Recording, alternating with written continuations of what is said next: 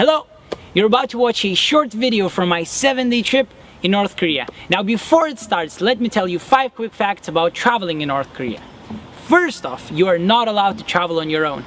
You must go on a pre-arranged tour that lasts anywhere from 1 to 10 days. Second, they take away your passport and your local guides monitor you for the whole trip. They take you to various locations at specific times and they only show you what they want you to see. And wandering on your own under any circumstances is not allowed. Third, every time you want to take a picture of anything, you need to ask your guides for permission.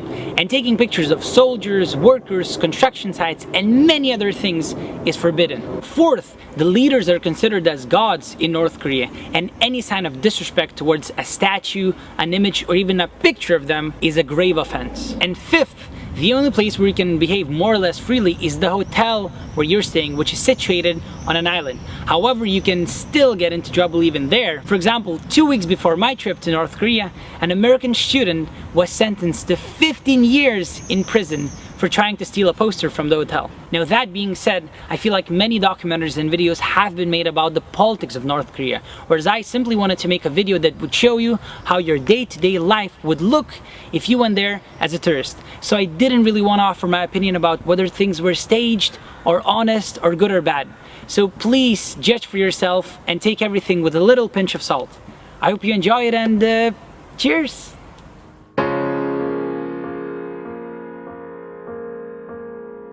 I've always been very interested in North Korea because it seemed to be one of the most unique and mysterious countries in the whole world. And for the past 2.5 years, I've spent most of my time traveling and had the chance to visit over 45 different countries around the world. But the more I traveled, the more I wanted to visit North Korea and see it for myself. So this year, I simply couldn't wait any longer and booked a 7-day tour across the country. After a few months of waiting, I finally got on a flight to Beijing and went to the office of my tour agency for some briefing. Then I came back to my hotel room and packed my bags. The next morning, I woke up at 5 a.m. and went to the airport to take a flight that would change me forever.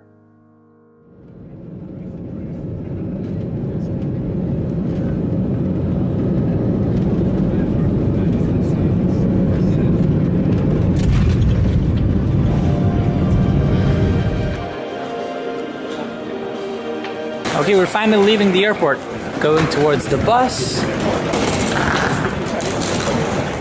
Once we landed in Pyongyang, we were met by 2 North Korean guides who would accompany us for the whole trip, and every single one of our actions had to be approved by them. I just got off the bus and I'm finally going to my hotel. This is the lobby. Oh man, it looks pretty good.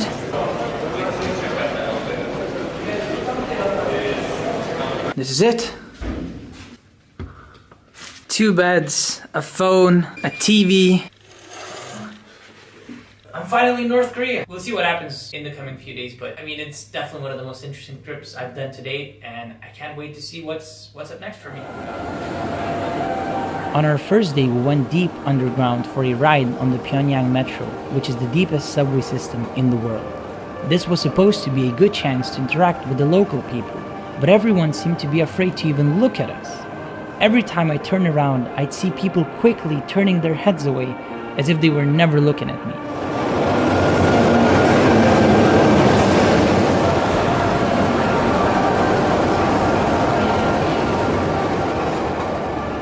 After the metro ride, we visited the Arc of Triumph, which was built in 1982 to commemorate Korean independence from Japan.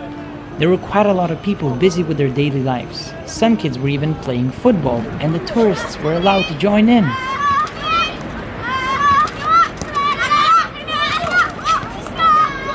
After dinner, I went to see a North Korean movie at the local movie theater. So I just came to see a movie at a cinema in Pyongyang about life in Pyongyang. It's kind of like a comedy co-authored by a foreigner who's been working with North Korea for the past 22 years, and obviously some studios in North Korea. It's going to be extremely exciting, and yeah, I'm at a cinema in North Korea, and that's something really cool.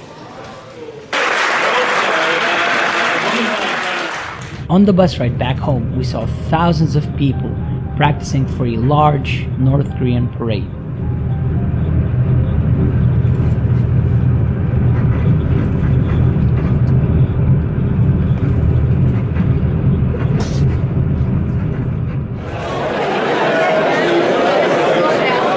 The next day I took part in the Pyongyang Marathon, which was begun in 1981.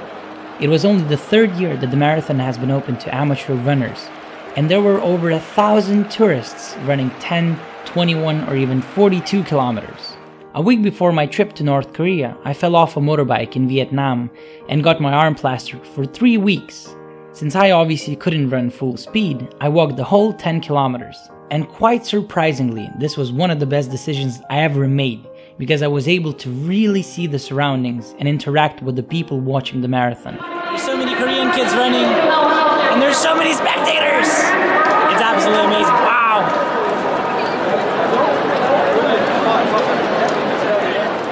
After the marathon, we went to see the Party Foundation Monument, which was constructed to commemorate 50 years of Workers' Party rule. Later in the evening, we went to the Juche Tower, which is the tallest stone tower in the world, standing at 150 meters. We were the last people allowed to go in for the day, because it was already too late. But the view from the top was simply breathtaking.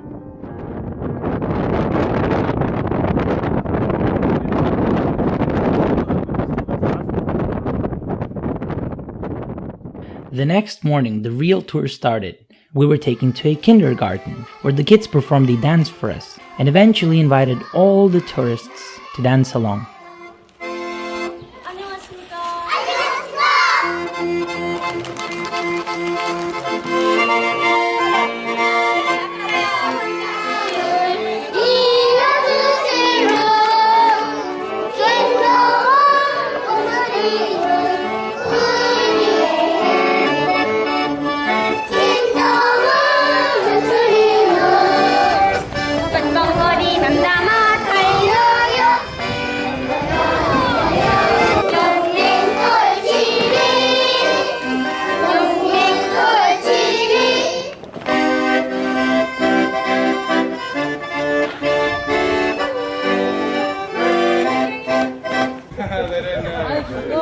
During our days in Korea, we'd be having our lunches and dinners in different locations. I've always wanted to find a dragon somewhere in the world, and I cannot believe that I finally did find one in North Korea. As you can see behind my back.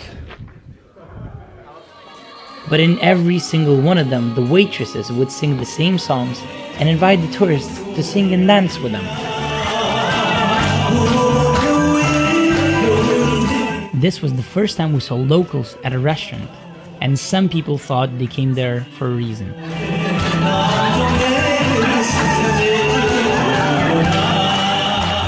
We would visit universities, schools, and other learning centers almost every day.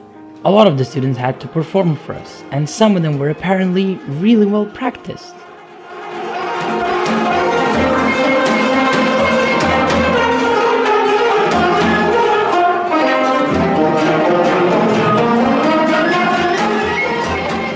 At one particular middle school, one young student kicked my ass at table tennis. However, back at the hotel, I was the king of the table. Sweet revenge.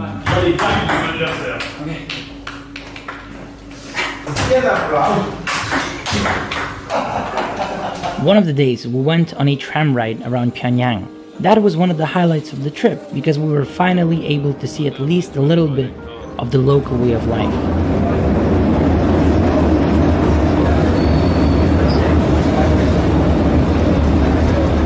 The funny thing was that in every carriage there were some colorful notes full of the leaders' ideas, thoughts, and advices for the people. We also visited some ancient sites, small towns, parks, cafes, the demilitarized zone between the two Koreas, and many other places. So we just came to a pizza restaurant in Pyongyang, and it looks like a nice pizza place.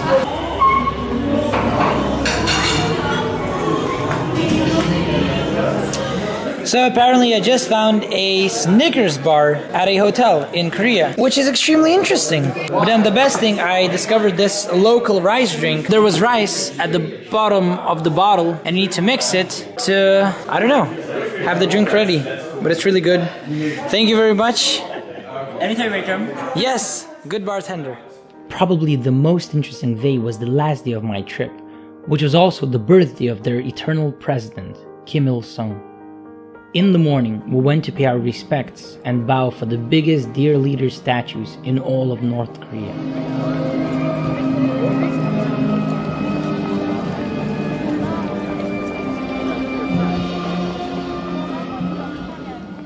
The birthday of Kim Il-sung is a national holiday where people do not have to go to work, but every North Korean has to go and show their respects to the leader statues close to their communities.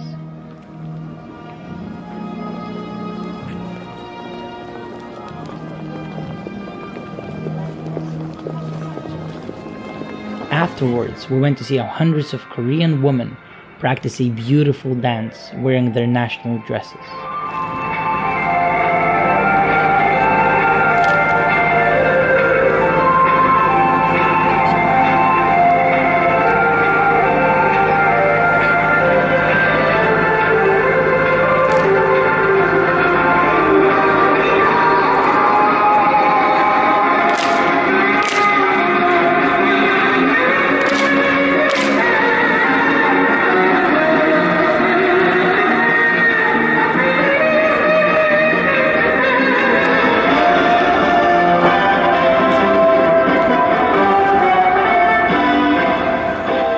We were allowed to go into a theme park nearby where we took a real roller coaster ride. I'm at an amusement park in North Korea and I'm gonna go on a roller coaster now, so we'll see how it goes. Pretty exciting.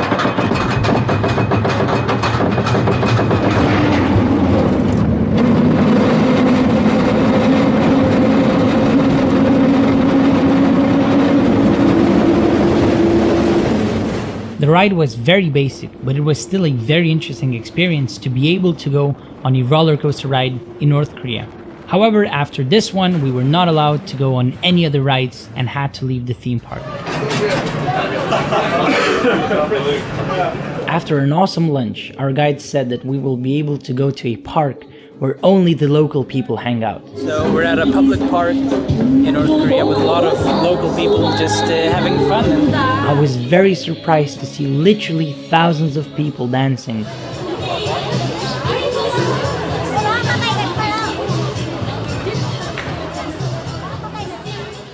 Throughout the whole trip, we didn't have any chance to talk with the local people except for our two North Korean guides. This was as close as we ever got to them, but even then there was no communication between us. After the park, our guides wouldn't tell us where we were going. They simply said it was a surprise.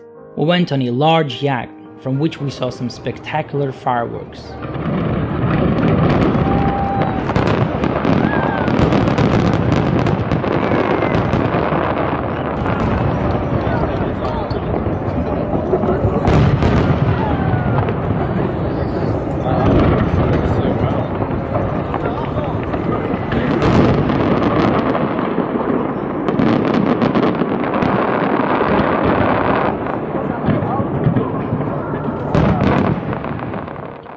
The 7 days I spent in North Korea have been some of the most interesting and mind-opening days in my entire life. To be honest, the country looked a lot better than I had imagined, though obviously I was only shown what they wanted me to see.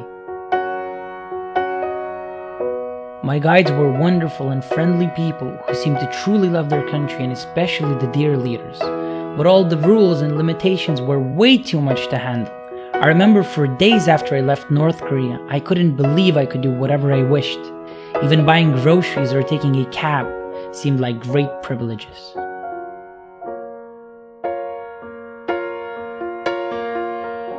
To me, freedom is everything.